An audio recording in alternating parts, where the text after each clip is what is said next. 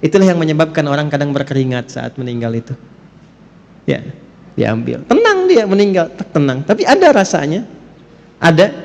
Nanti kalau sudah waktunya terasa juga gitu kan. Berkeringat ada. Asyhadu anna Muhammadar Rasulullah. Malaikat maut punya dua sifat. Sifat pertama, wan nazi'ati gharqa. Sifat kedua, wan nasyitati nashta. Sifat pertama, ada malaikat maut yang saat mencabut itu dia mencabut sekeras-kerasnya, sedalam-dalamnya. Gini, ini ada duri agak panjang masuk ke dalam tubuh, dalam daging. Tapi posisinya bukan vertikal begini, posisinya horizontal begini. Terus dipaksa dicabut begini. Kira-kira kebayang nggak rasanya? Ya?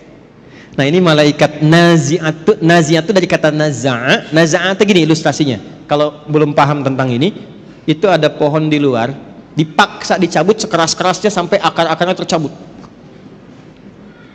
Ya. Problemnya apa? Problemnya kalau pohonnya keras kan nggak sekali cabut. Tarik, balik lagi, tarik, balik lagi, gitu kan? Itu naza'a namanya. Yang mencabut dengan keras dan syiddah, bisyiddah wa unfid, dengan keras dan dalam, itu disebut dengan nazi'at. Gharqa, sampai ke dalam-dalamnya itu masuk. Jadi dari bawah cabut sampai ke sini. Tarik lagi, kan ini takut. Kenapa? Karena dia merasa nggak siap untuk pulang. Karena merasa nggak siap, nggak pengen keluar. Tarik lagi, itu ilustrasi begitu. Tarik lagi, sampai nanti di Quran ada beberapa surat, kamu ini susah sekali, ada yang dipukulin sama malaikat. Tarik lagi, turun lagi, tarik lagi. Ya, mudah bagi malaikat tarik langsung, mudah kan, kuat. Kan, tapi ingin menunjukkan bagaimana keadaan orang-orang di golongan pertama yang disampaikan oleh Al-Quran, betapa mencekamnya keadaan saat dia pulang. Ini sampai Allah kirimkan khusus dalam suasana itu malaikat yang memang bengisnya luar biasa untuk mencabut. Siapa golongan ini? Ya, satu. Dah. Nah, jangan lu dijawab, tenang. Dua. Wan nasyitati nashta. Nasyitah itu kalau diartikan ke gerakan, satu gerakan yang lembut, halus, tak terasa sudah berubah, bergerak, berpindah. Nabi ilustrasikannya begini, kalau ada rambut yang halus, lembut, tipis, kemudian ada adonan yang halus juga, lembut, tipis, kayak ngambil rambut itu dari adonan itu, halus, berpindah. Ya. Senyum, la ilaha illallah, meninggal. Sujud, nggak bangun lagi. Lagi baca Quran, cuman begini, la ilaha illallah, meninggal. Dan menariknya, yang seperti itu sekarang sudah banyak ditampakkan lewat video. Tuh. Kalau sudah Allah tampakkan ayatnya menjadi kauniyah dan belum sadar juga, maka dengan cara apa lagi Allah berikan hidayah untuk bertobat? Antum klik deh ya, klik misalnya di YouTube lah, ya, wafat husnul khatimah, orang syekh mengajar meninggal, baca Quran wafat, sujud wafat, klik, lihat bagaimana cara wafatnya. Nah itu Allah tugaskan malaikat yang kedua, wan nasyitati nashta. Ada orang-orang yang Allah tugaskan malaikat untuk mengambil nyawanya, menemui mautnya dalam keadaan selembut-lembutnya, sehalus-halusnya, sampai rasa yang dia dapatkan pada saat kematian itu pun rasa-rasa yang ringan dibandingkan dengan yang pertamanya itu. Kalau narik rambut yang halus dari adonan yang halus itu masih ada rasanya nggak? Masih terasa kan, tapi ringan kan, lembut. Itulah yang menyebabkan orang kadang berkeringat saat meninggal itu. Ya, diambil. Tenang dia meninggal, tenang. Tapi ada rasanya. Ada. Nanti kalau sudah waktunya terasa juga gitu kan. Berkeringat, ada. Tapi halus, lembut, tenang, enak. Nanti insya Allah kita jemput itu. Gak usah khawatir, gak usah takut. Takut itu justru tanda tanya. Kok takut pada sesuatu yang pasti? Yang gak pasti itu yang kita takutkan. Yang pasti gak usah ditakutin. Enggak. Allah Akbar. Enggak. Antum gak takut pun kejadian juga. Terus ngapain takut? Ya. Jadi yang ditakutkan tuh yang belum pastinya. Nah, yang belum pasti itu bekalnya, amalnya apa? Begitu itu tidak pasti, itu yang kita khawatirkan karena nggak punya harapan untuk setelahnya. Baik, kita bahas yang kedua dulu sebelum tadi yang pertama saya kasih tanda tanya. Siapa orang-orang yang dicabut dengan lembut itu? Yang tenang itu, yang nyaman itu, sampai malaikat yang ditugaskan pun oleh Allah disifati dengan nasyitati nashta, pakai wawunya ataf kepada kosamnya sumpah. Saya bersumpah, kata Allah, ada di antara hambaku yang aku kirimkan hanya malaikat yang lembut untuk mencabut nyawanya. Sumpahnya Allah mengirimkan malaikat yang lembut, selembut-lembutnya untuk mencabut nyawa hambanya. Siapa hamba yang dimaksudkan di sini? Teruskan dulu ayatnya. Was-sabihati sabha, fas-sabiqati sabqa, fal-mudabbirati amra, sampai ayat 5. Allahu Akbar. Ini kuncinya. Was-sabihati di sini masih pakai qasam. Sabihati sabha. Setelah itu pakai fa litertib. Fas-sabiqati sabqa. Pakai fa. Fas-sabiqati sabqa. Setelah itu apa? Fal-mudabbirati amra, fal-mudabbirati amra. Dah sampai sini, sampai ayat 5. Ini kuncinya. Ini sindiran halus dan tajam sekali. Siapa orang-orang yang akan dicabut dengan lembut, dipisahkan dari kehidupan dunia yang mungkin dia alami keras. Jadi menariknya begini, ada orang-orang yang saat hidup di dunianya ini mungkin mengalami kejadian yang keras, tidak mengenakan, kasar dan sebagainya. Tapi ketika meninggal lembut sekali, halus, dan bahkan viral dia di alam langit. Bagaimana orang-orang ini kemuliaannya? Allah contohkan lewat tugasnya malaikat. Selain yang mencabut nyawa dengan 2 sifat ini, kata Allah, aku tugaskan juga dengan 3 tipikal pokok malaikat. Nah, 3 inilah sebetulnya sebagai isyarat karakter amal untuk kita demi menjemput kematian yang husnul khatimah. Was-sabihati sabha, aku bersumpah, aku juga siapkan malaikat yang tugasnya hanya bertasbih saja, dengan cepat, dengan indah, dengan kuat. Oke, pelan-pelan. Teman-teman masih ingat gak waktu saya sampaikan tadi dibuka di awal mukaddimah? Ibadah itu ada yang sifatnya apa yang pertama? Ritual. Nah, ritual ini digambarkan di Qur'annya dengan kata-kata tasbih. Tasbih. Ibadah dalam bentuk ritual itu digambarkan di Al-Qur'annya dalam bentuk apa? Tasbih. Nah, menariknya apa? Semua alam ini diciptakan oleh Allah itu untuk bertasbih. Buka Quran surah 17 ayat ke-44. Quran surah 17 Al-Isra ayat 44. Dan tempatnya pun di surah ke-17 Al-Isra. 17 rakaat. Peristiwa Isra. Isra kan peristiwa yang didapatkan dari Isra dan Mi'raj itu kan salat kan? Nah, salat itu teman-teman sekalian itu gambaran tasbih untuk kita. Malaikat juga bertasbih. Tusabbihu lahu as-samawati as-sab'u wal ardu wa man fihin. Ada?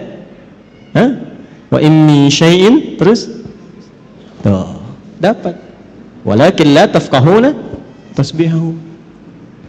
Tusabbihu lahu as-samawati as-sab'u. Semua yang ada di alam langit bertasbih kepada Allah. Wal ard, dan yang di bumi bertasbih. Kalau antum baca tafsirnya, ini misal yang banyak didapatkan tafsir Ibnu Katsir misalnya, yang agak banyak riwayat di situ. Itu ngambilnya dari tafsir Ibnu Jarir At-Tabari. Ibnu Katsir banyak ngambil dari situ. Yang tafsir riwayat ya. Kalau yang mau pendek-pendek Jalalain, Tanwirul Mikbas itu pendek-pendek. Kalau mau ngambil tafsir riwayat tentang ayat ini, silahkan lihat. Itu akan mengambil satu riwayat di Mu'jam At-Tabrani, riwayat dari Abdurrahman bin Qutr. Ya, Abdurrahman bin Qutr ini meriwayatkan satu hal saat peristiwa Isra'nya Nabi sallallahu alaihi wasallam. Jadi begitu Nabi akan siap diberangkatkan antara Zamzam dan Maqam. Jadi ada Maqam Ibrahim, ada Zamzam, di antaranya itu, ya, dekat itu disiapkan berangkat dari mulai ke Masjidil Aqsa, naik kemudian ke langit. Itu apa komentar Nabi setelah turun? Saya mendengar malaikat semua bertasbih, bersahut-sahutan bertasbih pada Allah Subhanahu wa taala alam langit. Ya. Kalau Anda baca riwayatnya setelah itu di tafsirnya, teruskan tafsirnya sampai ke bawah, Anda akan temukan Allahu Akbar. Ini babnya iman ya. Maaf, babnya iman. Pembuktiannya saat sakaratul maut. Kenapa Anda, saya, kita sering mendengar kalau makan itu sampai akhirnya? Mungkin di situ ada berkahnya. Pernah dengar? Ya kan? Karena setiap makanan dan minuman yang kita makan dan minum, itu sekalipun kita konsumsi, dia masih bertasbih kepada Allah Subhanahu wa taala. Riwayatnya ada. Baca tafsirnya. Ini bukan saya pribadi, bukan. Ngaji tafsirnya, lihat. Sampai makanan yang akan yukal dimakan itu masih bertasbih sebelum dimakan. Itu sebabnya kita nyari berkahnya. Ya. Saya kalau minum tuh ada nggak habis, orang datang rebutan. Kenapa nyari berkahnya? Saya bilang udah saya habisin berkahnya tadi. Canda aja. Itu gambaran. Nah, singkatnya tasbih itu gambaran dari ibadah. Inti sholat itu kan di ruku dan sujud. Ya Maryam uqnuti li rabbiki wasjudi warka'i ma'ar. Ya, inti sholat itu, inti paling pokoknya dari sekian rukun sholat itu di ruku dan sujudnya. Sebagai penghambaan kita kepada Allah, ruku dan sujud. Ruku dan sujud itu intinya tasbih. Coba lihat saat ruku baca apa? Subhana rabbiyal azim, tasbih. Saat sujud, subhana rabbiyal, intinya tasbih. Di tasbih itu jangan diartikan subhanallah saja, bukan. Tasbih itu kata atau kalimat singkat yang mewakili sifat-sifat ibadah kita kepada Allah dalam bentuk ritual. Jelas? Makanya kalau kita kurang dalam sholat tasbihnya, kurang maksimal ibadah ritual, kurang ruku khusyuk di dalamnya, kurang khusyuk dalam sujudnya, itulah sebabnya kenapa setelah sholat kita istighfar dulu. Setelah istighfar tasbih, subhanallah, subhanallah, subhanallah. Itu diantara hikmahnya. Jadi bukan cuma bacaan, ada maknanya. Intinya apa dengan kalimat ini? Tusabbihu lahu as-samawatu as-sab'u wal ardu wa man fihinna. Kaitkan dengan wasabihati sabha. Aku bersumpah, malaikat saja ada yang aku buat untuk tasbih semuanya. Masa manusia gak mau tasbih? Malaikat saja aku ciptakan tanpa salah, itu masih tasbih. Malaikat itu dicipta tanpa salah, Pak. Satu-satunya makhluk, Bu, di muka bumi ini, ya, yang bertugas di muka bumi, tugas. Dan di alam langit dia bertugas. Satu-satunya makhluk yang Allah ciptakan tanpa salah cuma malaikat. Diciptakannya dari cahaya, materinya materi takwa. Quran surah 66 ayat ke-6.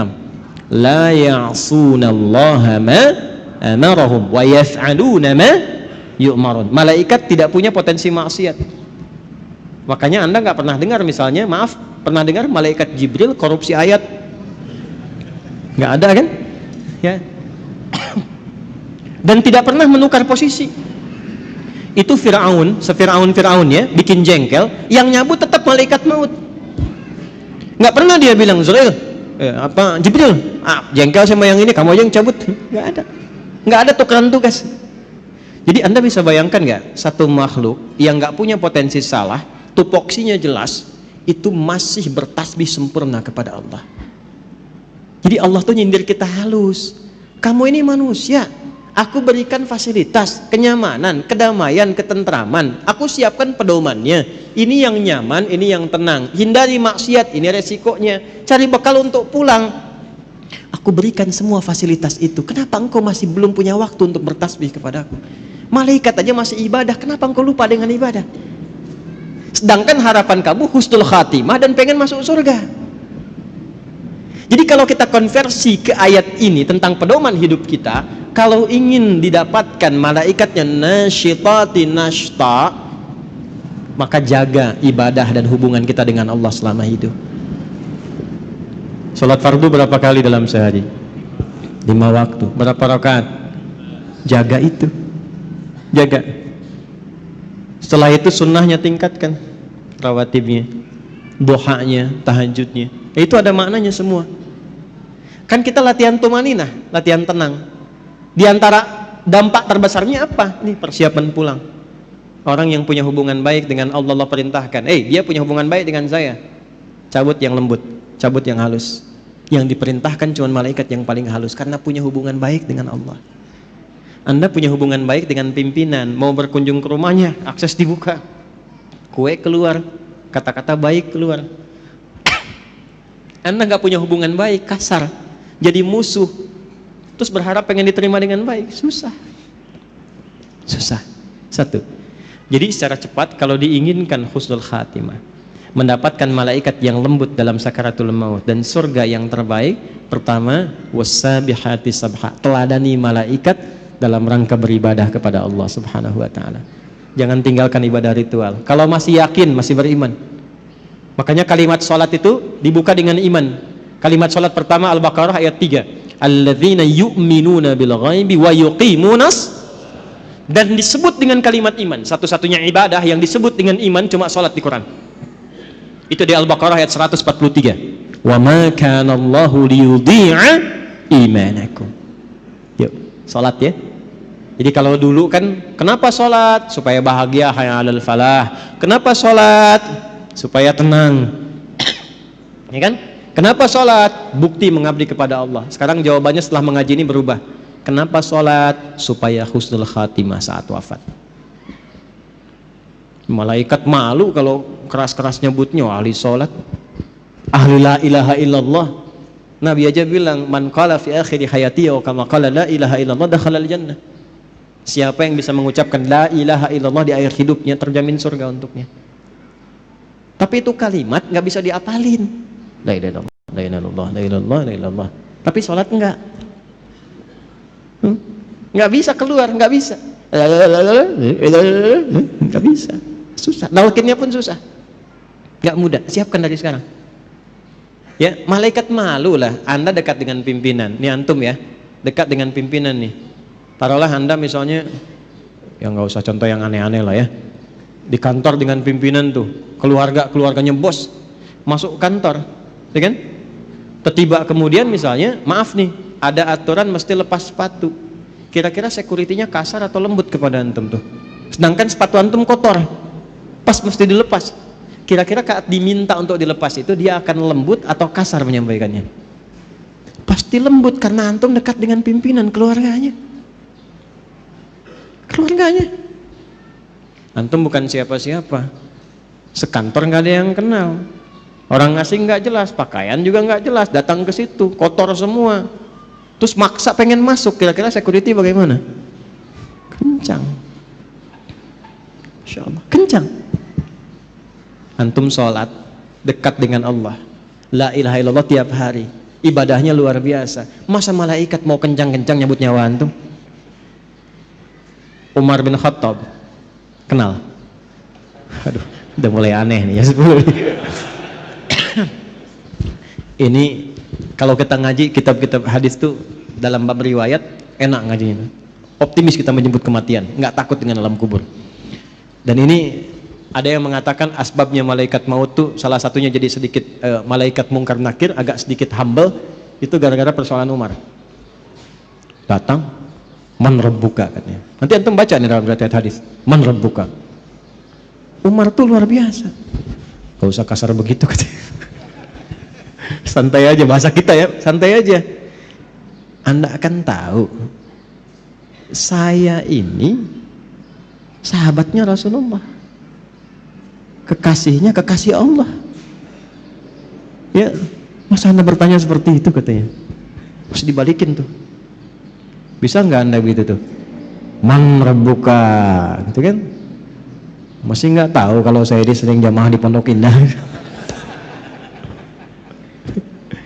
Enggak, ini cuma gambaran saja. Kadang-kadang ulama-ulama itu kalau mau guyon itu ngambil-ngambil tuh seperti itu. Tapi memang teks-teks yang kita dapatkan itu yang Allah berikan kelembutan dalam setiap alam.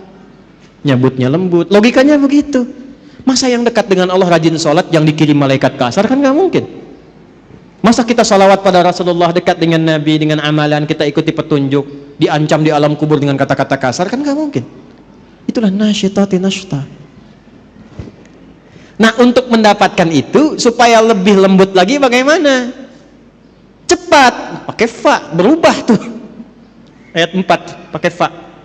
Harfu atfin rabitin baina syai'aini bila hudud. Paham? Tidak. Huruf yang menyambungkan dua peristiwa tanpa jeda dengan cepat. Jadi begitu yang ayat 3 itu tasbih, ibadah. Yang keempatnya pakai fa, cepat nih, jangan tunda. Apa yang dipercepat? Sabiqatis sabqa. Ada malaikat yang berlomba mencatat amalan. Ini yang dicatat tuh siapa amalannya? Kan nggak mungkin malaikat catat amalan sendiri. Malaikat turun ke bumi catat amalannya sendiri, nggak mungkin. Ini tanda dari Allah. Ada malaikat yang lomba-lomba cepat-cepat. Ngapain cepat-cepat? Mencatat amal hamba. Siapa yang dicatat itu? Dalilnya mana untuk menegaskan ini? Al-Baqarah ayat 148. Ketemu kalimat sabaknya. Quran surah 2 ayat 148. Walikulli wijhatun huwa muwalliha. Sama dengan fa di sini, fa di sana. Fastabiqul khairat. Fastabiqul khairat. Tuh. Tuh. Kencengin tuh. Ini maksudnya. Kencengin. Optimis kita. Di sini fasabiqatus sabqa, ya, fasabiqatis sabqa, di sini fastabiqul khairat. Walikulli wijhatun huwa muwalliha. Setiap hamba yang ibadah itu pasti punya kecenderungan fokus pada ibadah tertentu. Contoh, ada yang senang tahajud, belum konsisten puasa sunnah. Tahajud rutin tiap malam, tapi Senin Kamis belum puasa. Ada yang puasa Senin Kamis tapi tahajud belum, ya kan? Ada yang sudah sholat puasa Daud, bahkan sholat Daud nggak ada. Ya, puasa Daud yang ada ya, Senin puasa, Selasa tidak, Rabu puasa, Kamis sholat Daud nggak ada. Subuh sholat, duhur tidak, asar sholat, maghrib, nah itu nggak ada. Ya. Ini sudah puasa Daud, tapi tilawah Quran belum. Quran juga unik, ada yang senang baca tapi belum menghafal. Ada yang senang hafal tapi nggak tahu arti. Ada yang senang kajian, ngaji artinya, tafsir, tapi juga baca belum optimal. Ada yang begitu. Nah, sekarang maksudnya apa? Kita itu saat sebelum pulang siapkan amalan-amalan favorit yang kita pilih di dunia sebagai bekal andalan kita pulang itu apa? Supaya malaikat berlomba-lomba mencatat. Ayo kita berlomba-lomba. Dan ini dijamakkan, fastabiqul khairat. Semuanya baik kata Allah itu. Tapi silahkan berlomba. Yang ini puasa Senin, ya kan? Antum belum sanggup puasa, saya mau konsisten dengan rawatib dulu. Ya. Saya belum sanggup menahan lapar, tapi saya bisa sanggup menahan lelah saya untuk mengerjakan rawatib. Ya udah, alihkan tenaga ke sini. Ya. Jelas?